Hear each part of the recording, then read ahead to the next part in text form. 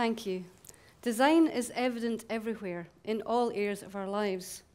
I guess the easiest example is the clothes we're wearing right now, the chairs we're sitting on, the cups we maybe drank out of before we came in here today, the homes and offices that we live in and we design to our taste, the bus, train or car that we came here today in, the roads we drive on, the cash machine at the train station or the self-service checkout at the supermarket.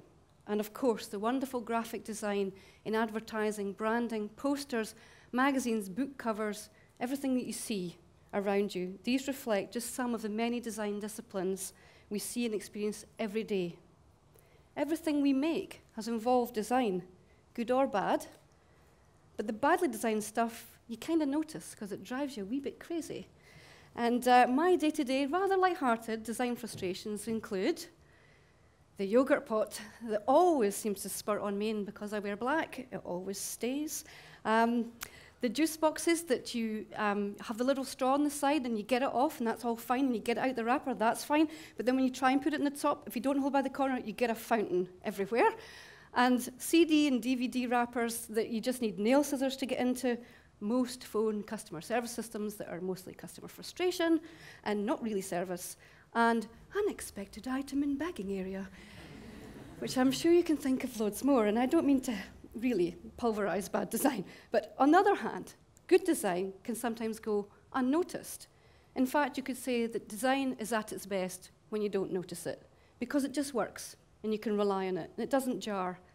But sometimes we don't stop anymore to appreciate it and think, actually, this is a pretty good design that I'm using, and maybe we should celebrate it and acknowledge it more. What does it take to get to good design, though? Does it actually take that germ of frustration?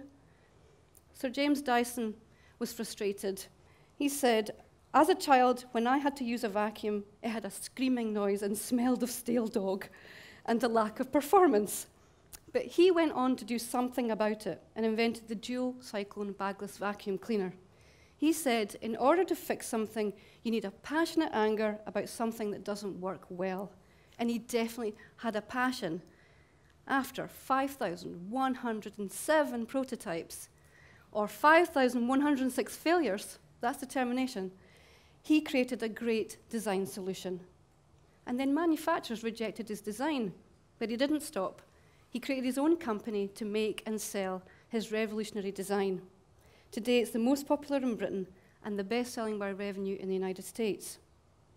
And some design, like the previous example, is so good, it's far from invisible. It creates a storm with global attention, like the iPhone, iPad, iMac, Apple revolution. But what is meant by the word design? To some people, it's a little opaque. Well, dictionary.com defines it as preparing a preliminary sketch or plan, fashioning something artistically, or forming or conceiving in the mind. And I guess that helps a little. But I think it's more illuminating to hear what designers have to say about design. Going back to Apple for a moment, Steve Jobs said, design is a funny word. Some people think design means how it looks. But of course, if you dig deeper, it's really how it works. To design something really well, you have to get it. The broader one's understanding of the human experience, the better design we will have. And he's right. It's about how we use things. That's what designers do. They put themselves in the place of the user, they empathize, and try to understand how people really use something, how they behave with something, and what they want from it. And they think. They think about function as well as aesthetic. They use logic as well as creativity in order to make sure that when it gets to us, it is intuitive and it really does work. And there are many more examples of good and great design as business and service leaders think about the users in the design process more and more. Essentially, then, design is a replicable process to creatively problem solve. And a lot of the credit for understanding that has to go to IDEO's David Kelly, who initiated design thinking when he was at Stanford University in 1978. He went on to found the company that became IDEO. He describes design thinking as a human-centered, team-based approach to tackling sticky problems through design. IDEO has brought that design process front and center into many businesses. And in their own words, they help organizations build creative culture and the internal systems required to sustain innovation and launch new ventures. They're trying to embed design thinking in businesses and organizations. IDEO have not only helped business innovation and growth, they've helped organizations tackle societal challenges and improved public services. And we're seeing that here in this country. The UK government has wholeheartedly embraced design by placing a design policy unit in the cabinet and has used design as a process to deliver their online public services on .gov.uk, which you may have seen. It has been so successful and had such great reviews from people using it that they had the confidence to share their code openly, and other governments have taken it up, like New Zealand, who are using it to deliver their online public services, and you might see a similarity there between the two. So design is happening everywhere, or so it seems, and I'll come back to that, including, of course, right here in Dundee. Dundee has become UNESCO City of Design. In recognition of the ongoing work of D.C. Thompson's comic and illustration design, the achievements of the gaming sector, stimulated by the University of Abertay, creating the first gaming courses in Scotland, the V&A, the design by Ken Gokuma, which will take pride of place in the regeneration of the waterfront of Dundee, and the University of Dundee's advances in medicine and life sciences. Dundee is firmly part of Scotland's design story and offer to the world. And Scotland has much to offer the world in its design innovation. Though there are many examples to choose from, I'd like to just give you two. NCR, based here since 1947, had by the early 1980s gone into decline and was surviving by making products designed elsewhere. The then general manager, Jim Adamson, decided to take a risk and design an ATM for the company. This is their first design of the lobby ATM from 1984, and I think you'll agree it looks pretty 80s. They weren't the first into the market, but it was the beginning of NCR's success in the financial industry by embracing design.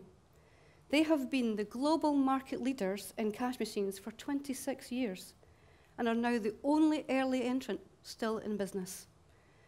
Charlie Rohan, who leads the design team here, said they stayed ahead as each iteration of the machine was designed to respond to the users' and clients' needs as the years went on, all done by the team in Dundee. So I guess you're wondering what the latest design looks like. Here it is, their latest in-branch terminal, and it's quite a long way from 1984. It might surprise you to hear they also design self-service checkouts, which I mentioned earlier. And Charlie, who leads the global team, told me that NCR had designed previous versions that were perfectly functional. They were low cost, they took up the least amount of room, they were card only, they self-served, but they weren't selling. So the challenge was taken up by his team to develop a new solution. And although only released earlier this year, it has already outsold all their earlier versions. That's only a matter of months. Here it is in use in a store in London's Tooley Street, and the customers have actually been tweeting how much they like it. And the bonus for me is it doesn't say unexpected item in bagging area.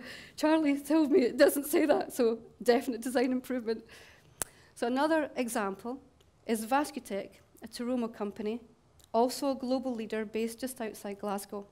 But their specialism is in the design and manufacture of medical devices that addresses the needs of vascular and cardiovascular clinicians across the world. Scotland's main health issues include heart and cardiovascular disease, and clinicians needed to find a minimally invasive procedure to help sufferers. Vascutech started in 1982, out of a collaboration started 3 years previously with Coates Payton, who provided the fibre technological expertise, the bioengineering unit at Strathclyde University, and clinicians at Glasgow Royal Infirmary. Together they designed a knitted polyester graft to implant in patients suffering from vascular and cardiovascular disease. They have created a knitted graft that is so fine, so flexible and comfortable that it won't be rejected by the body. Since then, they have designed a unique custom stent graft system that matches a patient's anatomy, and to date has helped to save the lives of 900 people worldwide. I think this is truly awesome stuff, that a fibre can live in the body and they can design something that works so well. As you can see, design is essential to those particular businesses' success and growth, as it has been the bedrock process they have used to approach each iteration, each evolution, and each innovation that they've brought to the market in response to the needs of users. Which made me think, what about design's role in the rest of the business, out with the R&D department, out with the production department, out with the marketing department, or in any other kind of business? If it can help transform these businesses' fortunes in creating their products and services, what can it do for the other business systems and processes that support those things, that serve that function and help the business to operate? If you were to ask a business leader if they use design in their business, they tend to talk about the graphic design towards the end of the process. It's almost a last thought as they bring their product to market. But how many would say, yes, I hired a designer for my boardroom, or I hired a designer for my senior leadership team? Now there's a thought. Sir George Cox, when chairman of the Design Council, put forward that very thought some years ago in his Cox Review of Creativity in Business. To embrace design and put a designer in the boardroom was his call to industry. He describes design as a link between creativity and innovation. But it still seems like a new idea for many today. It's an idea which hasn't quite reached its tipping point. And I think that's to do with having enough evidence, case studies and results to share, and enough voices to share it to get the message out. The Design Council is pushing that message out and has a dedicated section on its website entitled The Difference is Design. Their work with companies has produced detailed case studies which can be read on the website to help demystify, illustrate the benefits of the process of design. It's not just products and services that are case studied there, but also organizational issues, their systems, their IT, their logistics, their retailing, their sales. They've also undertaken extensive research work with companies and found that for every £1 invested in design, the returns to the businesses were £4 in profit or £20 in additional turnover. Well, that just seems too good to ignore. One business leader, in response to all of this that I was saying, said, okay, what can I expect a designer to actually do when they turn up on my doorstep? Well, there are various ways designers approach the work, but mostly they can be chunked down into 4 common phases, which the Design Council has represented in their double diamond. It shows the points of conversion where you think you know what the problem is, then you accurately define the problem, and you have a solution. And in between is the divergent creative thinking that goes on in the process of discover, define, develop, and deliver. In brief, I would say a designer's a bit like a detective. You could expect them to be rooting about in all your departments, uncovering things, trying things out, testing things, observing, and asking lots of probing questions of your staff and also your clients. And they will bring people together to discuss their findings and collaborate to try to find a few different possible solutions, which they will test, prototype, iterate, and test again until one solution works and is then produced and delivered. In Scotland, an arts and humanities research project called Design in Action has taken the application of design in business a step further than that by studying design process live as it happens on new businesses and social enterprises from inception. And not only that, they've helped to create them and they've invested in them financially, so they do come to fruition. It's cutting-edge work involving the 4 art schools of Scotland with the universities of Dundee and St Andrews. Through their unique workshops called Chiasma, they bring together entrepreneurs, academics, experts and designers around a theme and bring market research to underpin it so the group in attendance can ideate, innovate, form teams and create a new business. In 3 years, Design in Action has involved 400 entrepreneurs and directly assisted 13 new ventures into being. Some are social enterprises and some are commercial businesses. Although not all the new companies are launched yet, the 13 have already created 34 new jobs in the economy and turned over £3 million. One company, Beer 52, is a craft beer subscription service. He said their idea had been to deliver weekly, hence the 52, and they thought they could handle this kind of thing themselves, so they selected the cardboard packaging and they got on with the job. But in fact, it turned out that the delivery at that kind of frequency was wasteful and expensive. The cardboard wasn't sufficient, and many turned up on clients' doorsteps bashed, well, obviously, broken bottles and spilt beer. That annoyed their customers somewhat, and of course, cost them to replace them.